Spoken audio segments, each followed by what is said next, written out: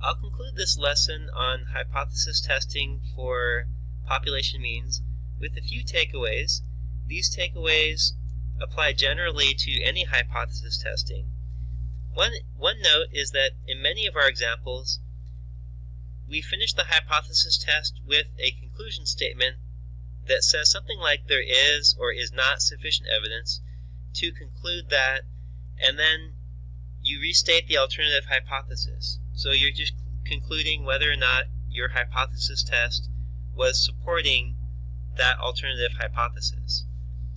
A statement like this is drawing a conclusion only about the result of its particular study and about whether or not the evidence of that study supports the alternative hypothesis. It's important to note that the results of one particular study are not sufficient to establish a scientific fact or theory. For a hypothesis to become a scientific fact or theory, the hypothesis must be supported by many independent, peer-reviewed studies. The results of those many studies, in turn, must be replicated and confirmed by other researchers.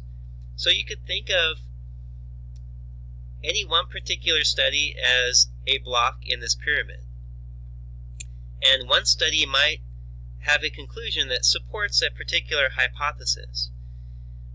But it's not possible to form a scientific fact or a theory until you have many blocks from independent researchers whose conclusions are all pointing in the same direction in support of that hypothesis. And if you have many blocks in support of that, they can stack up and give support to a scientific theory and even a scientific fact.